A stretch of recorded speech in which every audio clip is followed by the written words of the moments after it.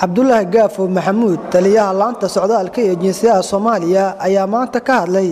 safaro ku tagay dalka Mareykanka iyo wadamo kale wuxuu sheegay in Mareykanka gaar ahaan magaalada Washington laga hirgeliyay baasaboorka Soomaaliya dowladda Mareykankuna ay si buuxda u aqoonsatay baasaboorka wuxuu sheegay in shacabka Mareykanka ku nool ay si fudud ku helayaan adeegyada baasaboorka safar dheer oo aan soo sameynay oo ku saabsanay horumarkii hogaanka socdaal hay'adda socdaalka jinsiyaddu ay ka gaartay waxaana la marti qaaday dowladda Mareykanka marti qaaday waxaan ka soo hadlaynay waxay ahayd baasaboorkii Soomaaliyeed shaqadiisii iyo waxyaabihii looga baahnay iyo hogaanka socdaalka jinsiyadda sida ay dowladda Mareykanka tababarana u sii lahayd horumarkaas oo baasaboorkaas u gaar hay'addaas u gaartana ay gacan nooga sii laayeen sidoo kale waxaan soo maray Denmark Copenhagen oo iyagana ay marti qaaday sidoo kale waxaan ka soo hadalnay baasaboorka Soomaaliga iyo hay'addan waxay sameynayso ballanqaadkii aan sameyn 2006 oo ahaa inaan baasaboorkaas gaarsiin doono meel walba oo Soomaaliya kamid oo nabada amba safaarad walba oo dalka ka furan safaaradda hadda ugu dambeysay ee Mareykanka laga furay ee Soomaaliyeed ayaan baasaboorka ka soo furnay taliya Gaafo ayaa dhanka kala sheegay inuu ku xun yahay in baasaboorka Soomaaliya lagu dhibaateeyo qaadashadiisa shacabka Soomaaliland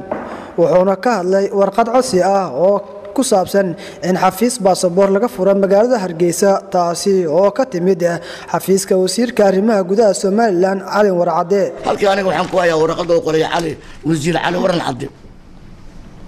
warqadda hadda akhriyo waxay leedahay codsi furitaan xafiis markaan arkay codsiga uu soo qortay xafiiska Safari Travel Agency markaan arkay baahida shacabka Soomaaliland markaan arkay sida ay laga maarmaan u tahay in uu shacabku helo baasaboor Soomaaliyeed markaan arkay in xafiiska codsiga soo qortay uu qaban karo hawsha waxaan idinka codsanayaa inaad noo ogolaataan furitaanka xafiiska socdaalka iyo jinsiyadda Soomaaliyeed inkasta ay jiraan kala duwanaansho siyaasadeed haddana shacabku kama maarmi karo helitaanka baasaboorka Soomaaliyeed ninka sidaas qoraya waa ku yaqsoona inuu yiraahdo wali aniga waxaan isleeyahay wali aniga wax baan reebaynaa cali marka ma fiicno aflagaadada dadka in aflagaadeeyo Soomaaliland horumaray gaartay waxbay samaysatay anaga lagama yaabo wax ay horumarkii gaartay inaan ku faraxno maahane inaan yaqsi iyo waa ka faarnaa iyo wax u yaq inaan dhahno